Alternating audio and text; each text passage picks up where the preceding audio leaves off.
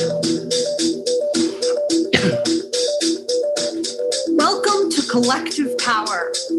We are out to transform trauma system-wide by presenting a mirror of the system to itself. Each month, we focus on one system, and each episode, we focus on one person's experience and their angle. At the end of each month, we bring all those angles together to reveal a new big picture.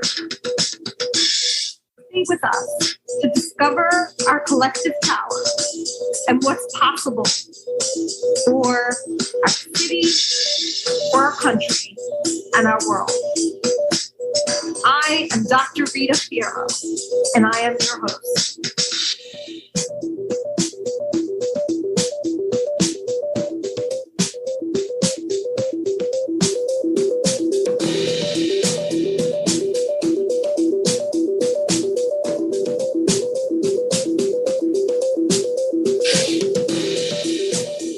Good morning, everyone, and welcome to another episode of Collective Power. Today, I have as an absolute honor to have as our guest anti-racism writer and educator, Sharon Hall. Good morning, Sharon. Morning, Rita. Morning, everyone. So happy to be here. Thank you for choosing to be here with us, all from Barbados, right? I feel like there's an extra little sun for us just from that. It is a bright and sunny day. Yeah. So I'll start you off with the question that we ask all of our guests, which is, tell us a story about you that has us understand you a little bit more as a person and why you care about the topics you write about. I was thinking about this, and the story that I'm going to tell is about living in France. I spent a year living in France when I was around 21-ish. And while I was there, I really experienced overt racism consistently. It's not that I hadn't experienced it before, but it was consistent throughout the year. You know, people following me around and pointing and misunderstanding me and not, just looking at the color of my skin and making assumptions about me. And it was a hard year in many ways.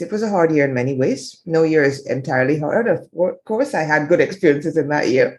But at the end of that year, I had to make a decision about what kind of person I was going to be and how I was going to react to and process that experience.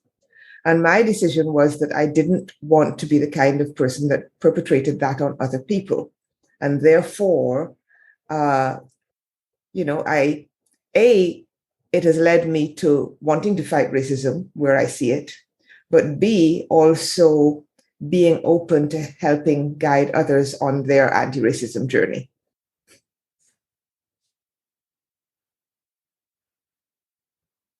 And you started the newsletter how long ago? I started the newsletter 2 years ago, which, seems quite late in relation to the story that I just told. But, as a Black person, often living in white majority spaces, it's not always the time or, you don't necessarily feel the safety to engage those issues in public. But, I've been freelancing and George Floyd was murdered, and I realized how tired I was of it all. And the newsletter actually came out of, I would say the starting point was really an essay I wrote called I'm Tired of Racism, which I published on Medium. But within a couple of months, when I realized that content was getting suppressed on social media, I thought I need to go direct to the people that want this information. So I started the newsletter in August 2020. So it's been running for nearly 2 years now. So that's interesting. I've been hearing a lot about how social media censors controversial topics. Somehow only anti-racism, though. It doesn't seem to censor racism well, just anti-racism. Can you tell us a little bit about that? Absolutely. That has definitely been my experience and the experience of many activists, that when you're calling out racism, you're much more likely to get your content suppressed. And this can happen in a lot of ways. I'm primarily active on LinkedIn, but also have had this experience on Instagram, on Facebook. So I've known people to talk about it on Twitter, which is that there are a couple of things that happen. One is shadow banning, which is basically algorithmic suppression of the content so that fewer people see it. So, it looks like you've posted it and it's there and it's available to view, but in practice, very few people see it. And another thing that happens is that people that are trolling you might report your content as violating the terms of service, and then it gets taken down. And usually you can get it put back up, but you have to go through a whole process in order for that to happen. So in a sense, the people who are fighting racism are having to work doubly hard in order to get their content seen. And it's very interesting, actually. A friend of mine, Ashanti Maya Martin, wrote an article for the New York Times called Black LinkedIn is Thriving. And it was about the rise of Black activists and activism on LinkedIn. And as part of that, the idea that sometimes this content was being suppressed. And she's not the only one. Other people have written about it since. I actually, at one stage, started collecting a list of all the different posts that had been suppressed in some way.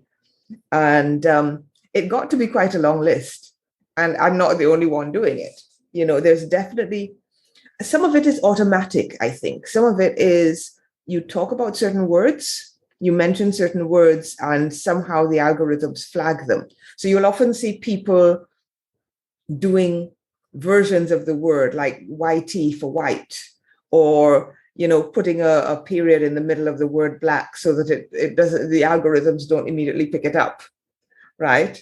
And so you find yourself having to do double and triple work and workarounds in order to fight this algorithmic suppression, and also to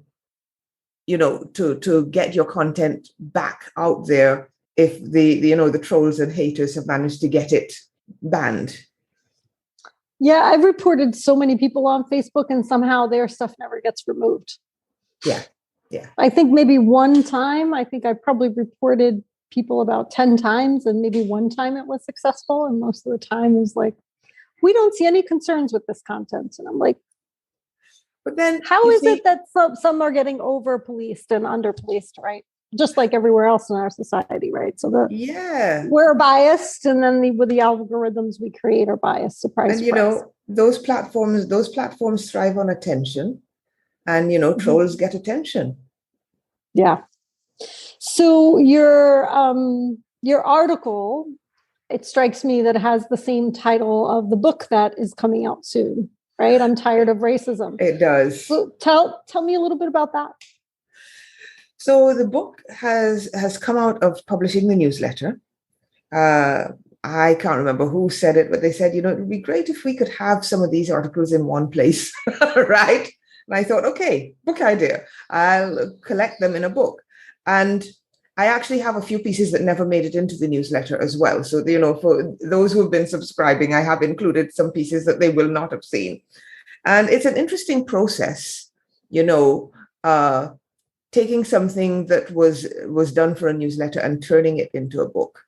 But I'm excited about it. It's going to be out sometime in the next couple of months, and it's got 20-something pieces related to different aspects of racism. And one of the things that I do in the book and in the newsletter is I talk about the global experience of racism. Because, as you said, I'm in Barbados now. I spent a lot of time in the Caribbean as a child. I grew up here. I was born in England. I returned to England to live as an adult, and I stayed there for 15 years. I lived in France for a year. I visited the US many times. And there are a lot of commonalities in the way that racism happens. We often think that what we're going through in our particular area is the only example of this. But in fact, white supremacy never sleeps, and it's global. And so what's the vision you're carrying for the world as you do this, right? Like, I think often people who know, those of us who have been doing anti-racism work for some time, that we're all carrying a tremendous amount of hope, although we often talk about everything that's wrong. So I'm just curious, what's the vision you're standing in for our world? Well, there are two aspects of it. One is that I want to promote allyship as something that's active. People like yourself and people that realize the wrongs of racism to band together and fight it. And, of course, I have the hope that one day this is going to end and it's going to be a more equal and equitable world for everyone, although I'm not sure I'll see that in my lifetime. In fact, I've been working with a colleague, Leah Jovi Ford, on something called Diverse Leaders Group. And part of the mission there is to encourage and empower people to take the lead in fighting racism in their different areas. And, also to spread out to other areas of diversity eventually as well. But we're starting with the anti-racism piece.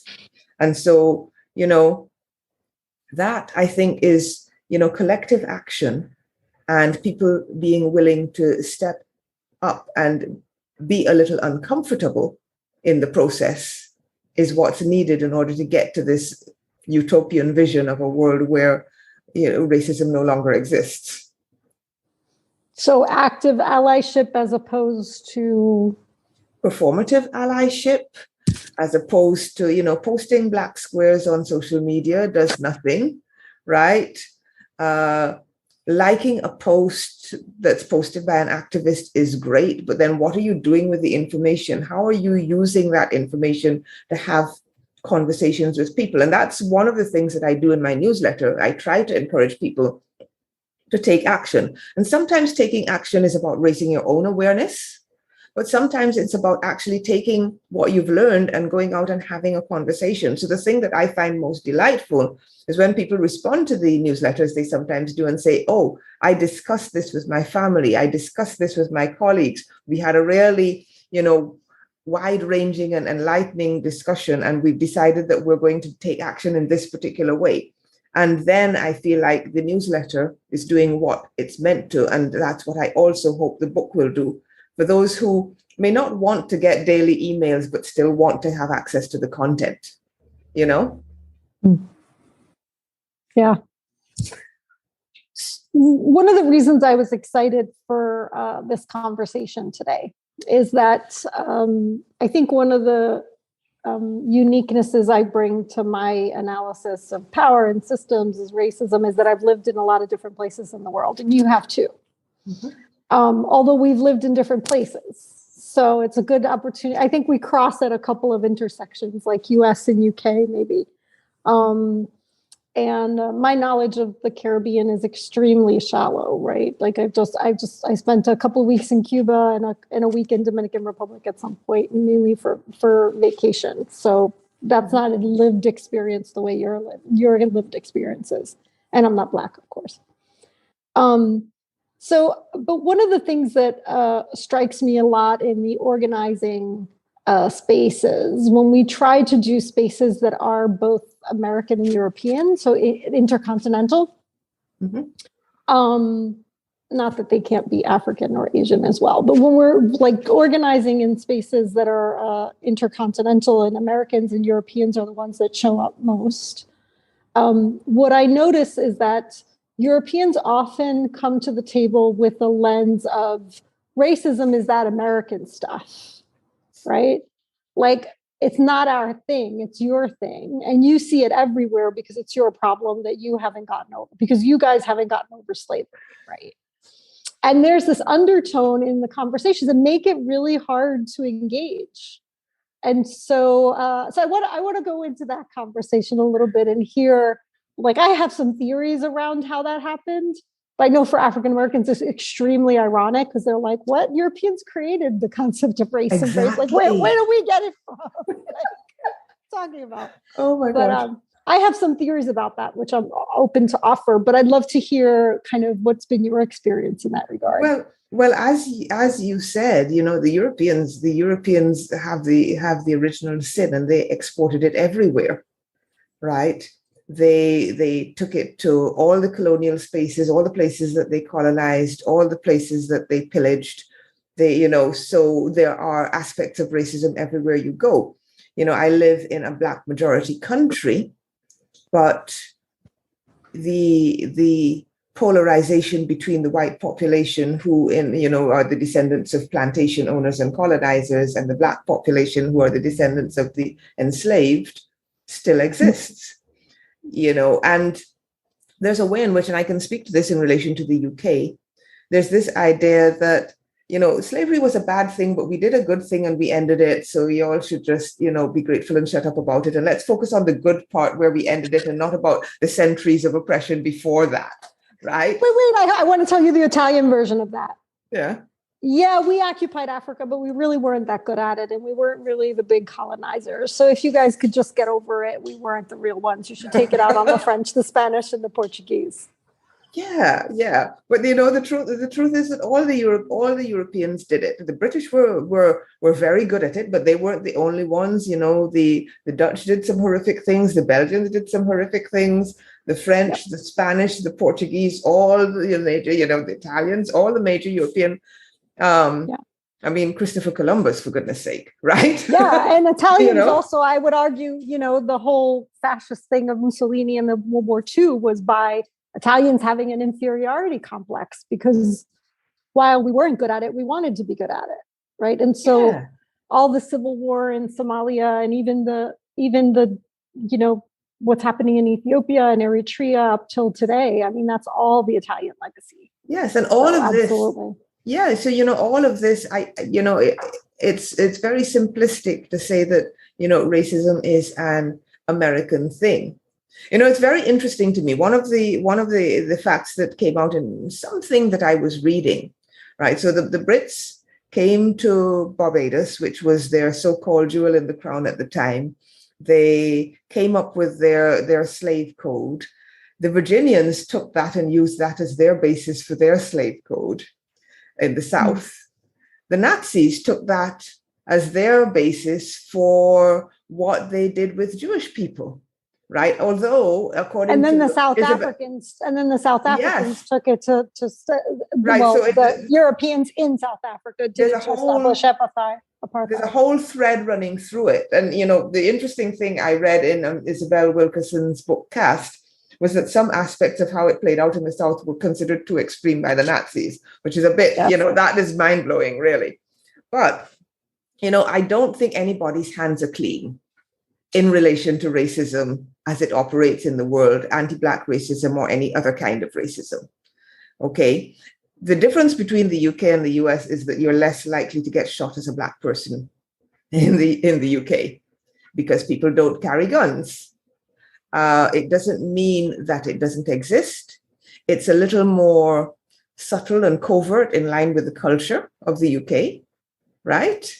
But it still exists. I mean, I lived and worked there for 15 years and I experienced racism quite frequently, right? More in terms of microaggressions than overt hostility. But there were times when people would, many times when people would look at me and make assumptions about me because of the color of my skin. They would see me coming to queue up at the bus stop and they would huddle together and move forward a few inches as if I were planning to mug them. Right? I'm tall. I'm 5'10". I'm broad-shouldered. I have my hair short. When I'm wearing a winter coat, they probably saw me coming, thought, young Black man, help, and so all of those ideas about anti-Blackness, those ideas about othering people, all of those came from Europe. And, yes, how they play out has maybe mutated, but, nobody's hands are clean and nobody has got rid of it. Nobody has got rid of it. It still exists everywhere. That's my perspective. So I'm interested to hear your theories, Rita, on this. So, one piece that I wanted to just add is that one of the reasons it's less likely to get shot in the UK is because police officers don't carry guns. Nor do for the most extent, right? For the most part, right? Yeah. And so, not that it isn't horrible if you beat a person, and that also happens because of skin color. So there's still abuse of force, but it's a lot less likely to be by gunshot. Yes, actually, there've been a lot of cases recently in the UK about strip searching minor children and the Mhm. way that the way that the system is failing them because they're perceived to be criminal, Black children usually, right? Yeah. And so Yeah. and they're often treated like adults, worse than adults would be, in fact, who Yeah. could advocate for themselves. So, that's not a million miles away from what happens in the US. Yes. Okay. Yes. Absolutely. So my experience is more, I mean, it's a lived experience as a white person, right? But it's not a lived experience as a person of color. And there's a very heavy academic lens on the way I look at it because I have a master's in sociology and a PhD in African American studies, and racism, immigration, and prejudice has been my focus since I was 19. So we're like I'm going on just about 30 years now, and my consideration is that because Europe had the world wars on their own soil, there was a coming to Jesus moment of look at where hatred got us. And that coming to Jesus moment in the 50s was met in academia with we have to radically change something, because there was some level of recognition that racism had not been prejudice or ignorance, which we still say in America. A lot of people still say that, oh, well, people just ignorant. No, racism was reinforced by science. Racism is still reinforced by science. I was listening to a piece on NPR yesterday about how there are health screenings that monitor breath that still have corrections by race, because there was apparently a myth according to which Black people needed less oxygen, like had a lower lung capacity, therefore needed to be out in the air more frequently. Like all these justifications we made for enslavement, right, were justified by science, right? So I think Europe at an academic level had a coming to Jesus moment of we as academicians, we as the intellectual class have perpetuated racism and brought a level of detriment on our old soil that ultimately came to bite us in the butt because our own brothers and fathers and sons have died. And not only have they died once, but with a brief interval of a few years, and then we had to send them to war again, right? So in my view, what happened in the European academia is there was a shift away from the term race altogether. And then there was Europe also always perceived Jewish people as a race, right? So when you talk about race in Europe, you're not actually just talking about Blackness in the 4 categories. Like all the studies I read on race and the construction of race focused on how, the church started ghettos in the 1400s and how the Jews were treated, right? This whole thing about lineage and blood. So I think the Europeans decided we have to move away from race and started embracing ethnicity. Now, because Europe didn't have the civil rights movement that the United States had, and I argue that African American, with no offense to you as being a person from Barbados, my assessment is that African Americans have the most refined analysis of race than any person of African descent around the world. As a collective, right? Not every single person has it, but I think as a collective, as body of work, as what's been read, and you'll correct me on that. I'm open to being corrected. I'm sure there's plenty I haven't read yet. But I think the civil rights movement came from a very deep analysis of race that African Americans had been doing for centuries, like going back to slave narratives, right? And trying to be safe by understanding the slave master. And so African Americans don't just understand like race and racism, but how it permeates institutions and how it permeates the mind and the subtle thinking and the implications and the assumptions and the bias and the unspoken and the body language, right? There's just a really depth of understanding. And to me, what Europeans did is they removed the word without looking at any of that. Okay, I want to jump in there. Because you're possibly both right and wrong, in my opinion, on that. In that, Caribbean people, I think, also have that visceral understanding. And but you know, and now a body of scholarship, maybe possibly later to interrogating it in the way that many African American scholars have, but earlier to experience the enslavement, of course, as well. That's and right. particularly in places like Barbados, because you know, in different parts of the Caribbean, you had different ethnicities. You know, you had places that still had indigenous populations that were fighting it. You had places where later there were, you know, sort of imports of indentured servants from different ethnicities, right? So you have places where you have people of Portuguese, Indian, Chinese, etc. heritage. And then you have a place like Barbados, which was thoroughly colonized, partly because of geography, we tend to say, because it's flat-ish. There are no mountains to hide in, like, you know, like Jamaica or Trinidad. And so you had the white population and the Black population. So, you know, Barbadians have a particular awareness and attunement to the nuances of skin color, colorism in particular, right? And what goes along with all of that. And that's sort of baked into the culture. And, you know, we also now have across the Caribbean a number of scholars who are, you know, writing. And, you know, you say that, but Eric Williams in the 60s published his book, 60s or 50s, Capitalism and Slavery, which has just been re-released, that had been suppressed in Britain. But you know, he was the Prime Minister of Trinidad and an excellent scholar. And so I don't know that it's necessarily true. You know, we're smaller places in the Caribbean. You know, we have a smaller population, therefore, you know, because of that, there will be fewer people doing things. But I wouldn't necessarily agree that African Americans are the most finely attuned to it. I think all post-enslavement societies are attuned to it. Some of us have started to study it and interrogate it and decide and look at what it means now. Yes, there's absolutely a huge body of work because of the civil rights movement and all that followed it. I'm not disagreeing with you there.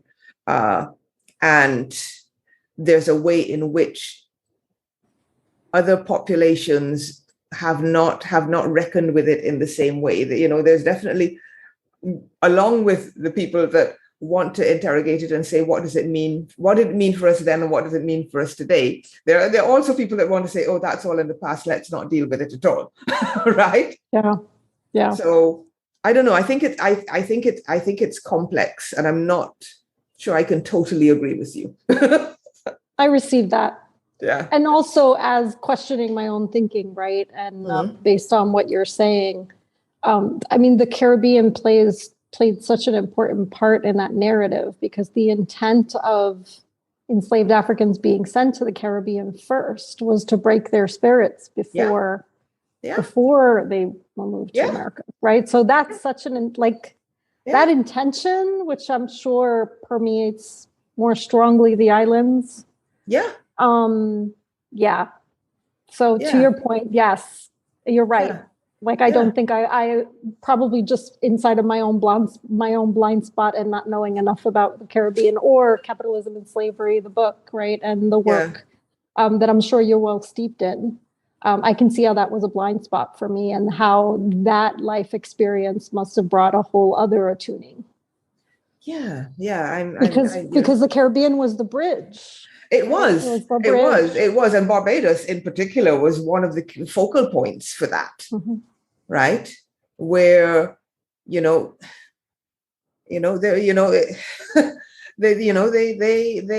the system was refined and exported, right? So, I'm not interested in playing oppression Olympics at all, But, I think there also needs to be a recognition that, this happened in multiple places and was equally traumatic for all the people in all those places. And colonialism is still ruling in a different way. Exactly. It's still going. We're still reckoning with that history and the legacy of that, in terms of relationships between groups of people, in terms of the economy, in terms of debt, in terms of all sorts of ways, in terms of the ways we think about ourselves, in terms of, internalized self-hatred, all sorts of ways. Yeah. And colorism in post-enslavement societies, in the Caribbean is rife as well. Again, very obvious in Barbados, but also exists in many other places. Yeah, and you wrote a book on that as well, right? So it's another area you've deeply studied. I did. I'm in the middle of preparing a survey to do an update, because I did that research quite a while ago. But it was very interesting. It's always interesting to me whenever someone reads the book, they say, but yes, this is my experience today in 2022. I'm still experiencing this. I'm still noticing this. It still plays out. There's still places which are bastions of whiteness in most Caribbean countries, right? There's still experiences that tend to be reserved for people that of a certain hue, either based on whether they, sometimes it's who shows up, sometimes it's about having money, and, of course, as we know, the ability to build generational wealth tends to favor people who are white and were not enslaved, whose ancestors were not enslaved. Mm-hmm. I know that's a very broad brush, and I know that there are nuances and complexities within that, but, as an overview. And the broad brush still stands. Yes, right? It does. Yeah, absolutely. So this month's theme is trailblazers. And I'm curious for you in your personal journey, right? I listened to some of your podcasts on business writing and promoting yourself as a writer, right? So you've done a lot of writing in the corporate world and training around writing in corporate world, right? You were blogging about blogging a really long time ago, before most people were blogging, right? And I'm just curious for you to share a little bit, if you wish, the story of the pivot, right? Like the pivot I live my mainly mainstream life and I have all these experiences, but I kind of keep them private, to I'm going to speak out about this overtly and openly. And it's going to be an integral part of my work. And I heard in some of the, I think, newsletter writing, your last newsletter, I think it was, that you're actually pivoting to saying, no, this is going to be my income from here on. This is who I am in the world. This is who I am now. As a fellow innovator or trailblazer, I know that it takes a lot of courage to make those decisions. So I'm curious if you'd be willing to share with us how that choice came for you. So to do that, that's a really great question, Rita. Let me go back again to the I'm Tired of Racism essay. And I put it out there because I felt it's what I had to do. And I started getting responses. And so I kept writing. And I'm not quite sure at a certain point, it occurred to me that this felt right. This felt like honoring the gift of writing that I had. This felt like it brought together the teaching experience I had with the writing experience. It felt like it brought together everything that I'd done in my life, and that I was able to use it in the service of something bigger and more important. It felt like a way to really fight and help others fight some of those experiences of racism, and to help process them as well. The people that read my newsletter fall into several categories. Some of them are Black people like me who feel seen, right? And some of them are people who want to make a difference and want to hear, the stories from people with lived experience of them.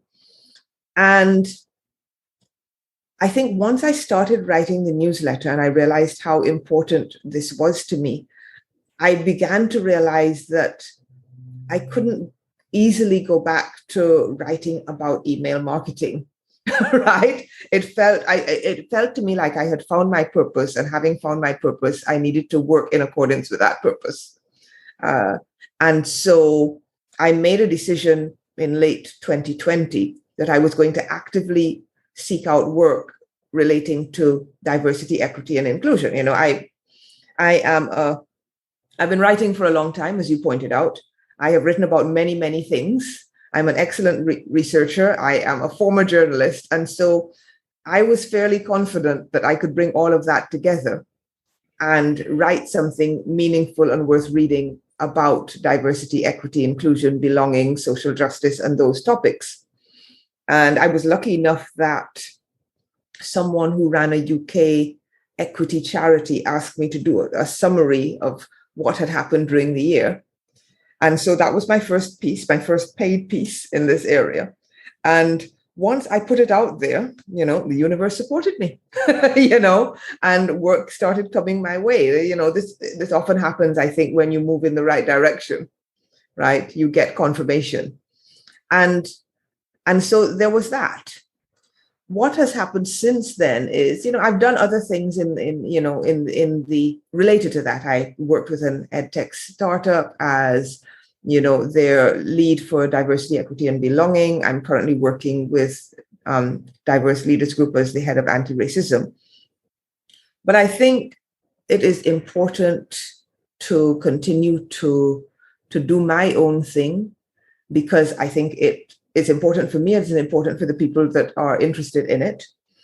And so I realized at a certain point that it wouldn't take much for me to be able to focus on the newsletter full time. 1,000 paid subscribers, which, for the number of people that are interested in and committed to anti-racism, it shouldn't be that hard to find 1,000 people willing to stump up $10 a month, That's what I think. Absolutely. Absolutely. Right. Mm-hmm. And so, yeah. Especially because you're offering a shortcut, which is what a lot of the people in the work want. Yeah. A lot of what you're offering is, this is what I'm reading. This is the book worth reading. This is these are a few articles worth reading. These are the people worth following, right? Like, so exactly. I would say you're not just offering a newsletter, you're offering kind of you're offering 5 hours of saved time for them, because if they want to, like those of us who want to be informed, oftentimes don't have the amount of time that we want to do for us to do that research. Exactly. So to have it filtered already, it's sort of like, that service where you get all like the news headlines in the morning. Like, exactly. People pay for that. Why can't they pay you for your anti-racist headlines? Exactly. Absolutely. I'm in. Exactly. And, it was also important to me as part of that to make it a platform for other people, not just be my voice, right? Because further to what we were talking about earlier about, racism being global. And so, none of us is a monolith.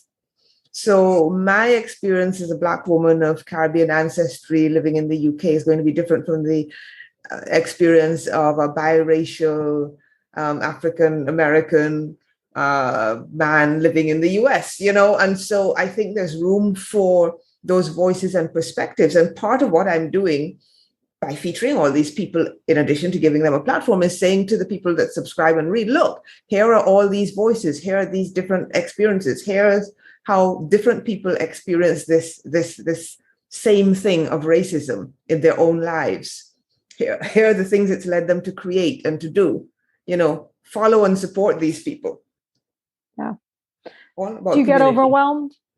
Sometimes. Do you get sometimes? So sometimes. What do you do for your own self-care, to regenerate, to stay on the path? Like, what does that look like for you? Sometimes that looks like taking a break from posting stuff on social media. I have a commitment to post twice a week in the newsletter. And, I usually take a kind of a break towards the end of the year where I post once a week for a month. And, I am considering making that a twice yearly thing, but generally I post twice a week there. So I don't usually cut down on that, but I will cut down on social media posting. I live in Barbados, so, the beach is my go-to. I'll, head down to the beach at least once a week and just immerse myself in the water and, there's no better way to de-stress. And then, it's important to do other things to keep yourself balanced, meditation, exercise, proper hydration, all those things that we know about, right? And sometimes talking to a friend, and sharing those experiences. I have a couple of trusted friends that I talk to who get it because they're doing the same kind of work. And so we can be there for each other, So all of those things help. And I think it is important for us to look after ourselves in this work so that we can continue to do it. Racism isn't going anywhere in a hurry. And so if we have a purpose and a mission and we want to continue to live out that purpose and mission, we have to take care of ourselves. Very much so. So when I think about the term anti-racism, like I listened to one of our past episodes last night, and I had forgotten this metaphor that I used. I said it's similar. I think there's a quote by Baldwin that says, opposition is only half will, right? Like when you oppose something, you're only have a half your power, but when you stand for something, your power is much greater. And so I have a hard time with the term anti-racism because on one hand, it's like the best term for us to all know what we're talking about. It's the term that's kind of most used now, and it's the quickest, most direct way, right? Like between 2 points, there's only one line. Like it's the quickest and most direct line. And I think about anti-racism as a moment of creation. Like I think of it as weeding the garden. And then we have to make some choices about what we're going to put in its place. And that, similar, I'm thinking to the process of therapy. Like at some point in therapy, it just felt like I was pulling everything apart. And then I was like, okay, I need to really invest in some joy here. I need to really invest in something that fills me up and grows me up, instead of just chopping down. Because otherwise there will be nothing left in my garden if all I'm doing is weeding all the time. I have to plant some things too. So I'm just curious, what would you be your take on that? And I'd love to toggle with you a little bit around the term and the importance of it. Okay. Ibram X. Kendi's quote about being explicitly anti-racist has always resonated with me. So I don't have a problem with the term anti-racism, because you can be anti-racism and what goes along with that is also being pro-equity, right? So you put the two things together. You're getting rid of racism and you're also creating a more equitable and equal world, right? And yes. I think the two things go together. So I don't have a problem at all with being, I have an anti-racism newsletter, so clearly I don't have a problem with that term. I think that draws a line in the sand that says, here is what I stand for. I don't like racism. I'm going to fight it everywhere I see it. In the place of that, here's what we can do instead to make it a better world for everyone. But I see that as integral to the anti-racism fight. I don't see it as just about tearing something down. I see it as putting something better in its place as well. Yeah.